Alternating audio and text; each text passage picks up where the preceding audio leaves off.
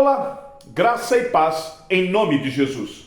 Nossa leitura de hoje será em 1 Crônicas, do capítulo 18 ao 22. Acompanhamos o rei Davi em dois momentos radicalmente opostos. Primeiro, o auge das vitórias militares e logo em seguida, o juízo divino por conta do seu orgulho.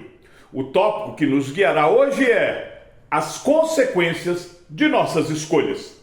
Nos capítulos 18 a 20 de 1 Crônicas, o texto repete uma frase como um refrão, quando diz que o Senhor dava vitórias a Davi por onde quer que ele ia. As vitórias não eram fruto da genialidade de Davi, era uma ação graciosa de Deus. Mas no capítulo 21, Davi ordena um censo do povo, um ato de orgulho, de confiança no número de homens, em vez de confiar no Senhor dos Exércitos. O juízo é imediato e severo. Uma praga devasta Israel. No verso 17 do capítulo 21, Davi reconhece o seu pecado e intercede pelo povo quando ele diz: por acaso não fui eu quem mandou contar o povo? Eu é que pequei e fiz esse mal. Mas essas ovelhas, o que fizeram? Ah, Senhor meu Deus, que a tua mão seja contra mim e contra a casa de meu pai, mas não contra o teu povo para castigá-lo. O juízo divino é detido e para na eira de Araúna. E é ali, naquele mesmo chão que estava marcado pelo peso da consequência do pecado, que Deus ordena que se levante um altar. O capítulo 22 nos revela que esse lugar, a eira de Araúna, seria o local de construção da casa do Senhor Deus e de um altar do holocausto para Israel. Aqui nós já aprendemos que as vitórias são frutos da graça de Deus, enquanto que as quedas são frutos da nossa autossuficiência. O capítulo 15 da Confissão de Fé de Westminster, que trata do arrependimento para a vida, nos ensina que o arrependimento genuíno não é apenas tristeza pelo pecado, mas uma mudança de direção.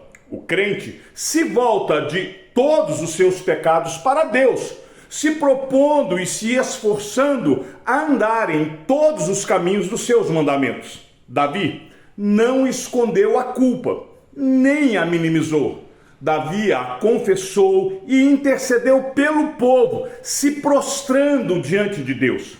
O capítulo 11, que trata da justificação, nos mostra o que torna possível esse tipo de arrependimento.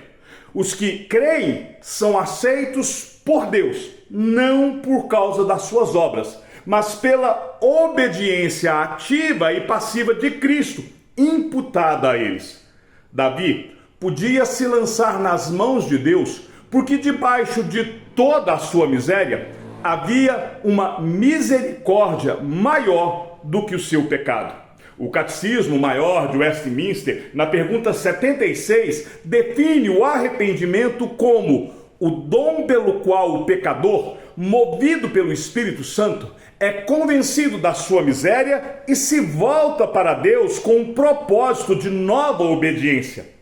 É exatamente o que vemos na vida de Davi nesta passagem. A eira de Araúna, o lugar onde o juízo de Deus foi detido, nos remete à cruz de Cristo, o lugar onde o juízo de Deus foi plenamente satisfeito. Jesus suportou a condenação que merecíamos, para que toda pessoa que vá a Ele em arrependimento encontre não o juízo que merece, mas a misericórdia que transforma. O lugar da nossa vergonha, assim como a eira de Araúna tornou-se o fundamento do nosso encontro com Deus. Então, qual o desafio prático para a nossa vida no dia de hoje? Primeiro, se entregue nas mãos do Senhor. Davi tinha duas opções: fugir da presença de Deus ou se lançar nela. Ele escolheu a segunda e foi salvo. Leve ao Senhor em oração e confissão o peso da culpa dos seus pecados. As mãos que sustentam o universo são as mãos mais misericordiosas que existem para aquele filho que retorna com um coração contrito. Segundo, confie que Deus redime os seus lugares de queda. A eira de Araúna era o lugar da praga e se tornou o lugar da adoração. Não permita que o diabo te convença de que a sua história chegou ao fim. Deus transforma o nosso fracasso em algo que glorifica o nome dele. Se você assistiu até aqui, escreva nos comentários perdão. Compartilhe este vídeo em suas redes sociais para que as pessoas que estão sobrecarregadas pelo peso da culpa de um pecado passado se lembrem de que, para o coração contrito, as mãos do Senhor são sempre o lugar mais seguro do universo.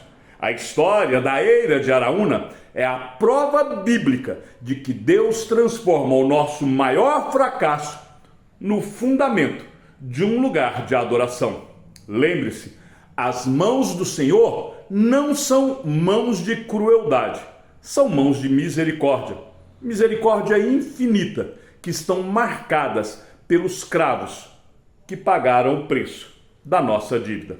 Quer aprender um pouco mais? Leia a Confissão de Fé de Westminster, capítulo de número 15, que trata do arrependimento para a vida. Leia também o capítulo 11 da mesma confissão, que trata da justificação. E veja a pergunta 76 do Catecismo Maior de Westminster. Que o Senhor te abençoe e te guarde. E até amanhã, se assim o Senhor nos permitir.